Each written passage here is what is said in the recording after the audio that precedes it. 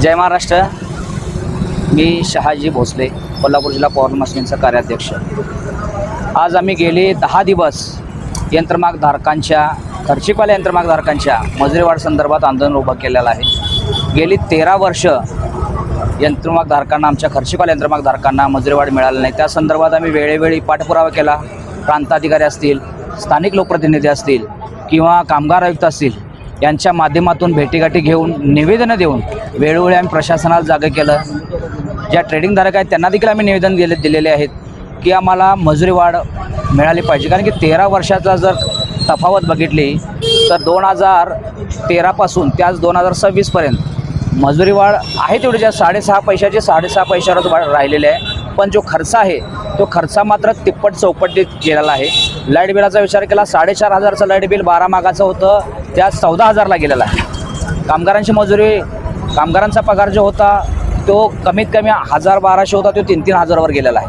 Mill टोरचा जो खर्च होता, मिल टोरचा खर्च तिप्पट झालेला आहे। अशा अनुषंगाने सर्वच खर्च वाढत गेलेले आहेत। पण साधा यंत्रमागधारक जो खर्चिकवाले यंत्र, त्यांची मजुरी वाढलेली नाही। ती मजुरी व ती तूट भरून काढण्यासाठी म्हणून आम्ही खर्चिकवाले यंत्रमागधारक काय करत आलो, एक कामगार कमी करत आलो। त्या कामगाराची काम देखील आम्ही स्वतः करत आलो। आमच्या घरच्या लोकांना, त्या घरच्या मंडळींना त्या कामात घेतलं, आमच्या मुलांना त्या कामात घेतलं। आणि आजची परिस्थिती अशी झालेली की आमचं जगणे मुश्किल झालेलं आहे। आमचं घर चालवायसाठी आम्हाला कर्ज विकत घ्यावे लागत आहेत व ती कर्ज फेडायसाठी परत सावकाराकडनं कर्ज घ्यायला लागत आहेत व सावकाराची कर्ज फेडत नाहीत। म्हणून आज इचलकरंजीत 37 यंत्रमागधारकांनी आत्महत्या केलेल्या आहेत। कुठेतरी या गोष्टीचा विचार व्हायला पाहिजे, प्रशासनाला याची जाग घ्यायला पाहिजे। या अनुषंगाने आम्ही हा काम बंदचा निर्धार घेतलेला आहे। स्थानिक लोकप्रतिनिधींना वेळोवेळी विनंती केली, स्थानिक आमदारांना विनंती केली। स्थानिक आमदारांचं मत असं आहे की काम बंद किंवा बंद हा प्रश्न सुटत नाही, पण आमचा इचलकरंजीचा इतिहास आहे, जोपर्यंत बंद होत नाही तोपर्यंत निर्णयच होत नाही। अशा अनुषंगाने आम्ही प्रत्येक युनिटीला, आज कामगार चालक मालक संघटनेला आम्ही दिलेलं आहे की तुम्ही आमच्या पाठीशी राहा। कारण की उद्या आपापल्याच्यात वाद होता का म्हणे। ट्रेडिंग असोसिएशनला आम्ही निवेदन दिले की तुम्ही देखील बैठक लावा। यार्ड अँड क्लॉथ असोसिएशनला देखील आम्ही सांगितलं की तुम्ही बैठक लावा व आम्हाला मजुरी वाढ द्यायची, त्यांना देखील विनंती केली आहे। प्रांत साहेबांना विनंती केलेलं आहे, कलेक्टर साहेबांना विनंती केलेलं आहे, जिल्हा पोलीस प्रमुखांना विनंती केली आहे की कायदा व सुव्यवस्थेचा प्रश्न निर्माण होऊ शकतो व या संदर्भात पण उद्या आमची मंत्रालयात प्रकाशजी आंबेडकर पालकमंत्री यांच्या अनुषंगाने व दादा भोसे यांच्या मार्गदर्शनाखाली CM व DCMच्या सोबत बैठक आहे याच विषयावर व या विषयावर आम्ही उद्या तिकडे मुंबईला जाणार आहे। या बैठकीत जो काय निर्णय होईल त्यांनी काय मार्गदर्शन करेल, त्या मार्गदर्शन व अनुषंगाच्या दिशेने पुढची वाटचाल होईल। जर आमचा प्रश्न मार्गी लागला तर आम्ही म्हणजे हे जे आंदोलन आहे थांबवू। जर आमचा प्रश्नच मार्गी लागला नाही तर हे आंदोलन थांबवायची प्रश्नच येत नाही। कारण की आजचा प्रत्येक यंत्रमागधारक हा त्याच्या पोटाला चिमटा लागला आहे म्हणून रस्त्यावर आहे। जोपर्यंत चिमटा लागत नाही तोपर्यंत कोणीही रस्त्यावर येत नाहीत।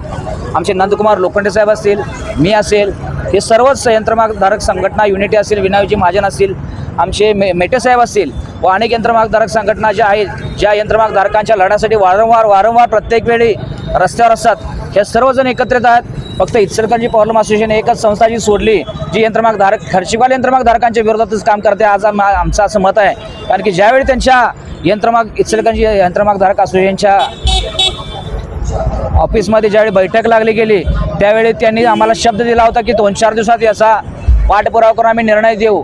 आम्ही त्यांना 2-3 वेळा विचारलं गेलं काय झालं तर त्यांनी अजून कुठलंही उत्तर द्यायला तयार नाहीत किंवा आमचं फोन रिसीव्ह करायला तयार नाहीत। अशा चुकीच्या पद्धतीने इचलकरंजी पॉवर असोसिएशन काम करत आहे। त्यांना देखील आमची विनंती आहे की तुम्ही देखील आमच्या सोबत येऊन या इचलकरंजीला वेटीस न धरता त्वरितच्या त्वरित याच्यावर मार्ग काढावा व इचलकरंजीची चाकं सुरळीत करावी। एवढेच बोलतो आणि थांबतो। जय हिंद, जय महाराष्ट्र। कॉमर्स क्षेत्रात करिअर करायचे आहे? मग केवळ पदवी नको तर व्यावसायिक कौशल्याची साथ द्या।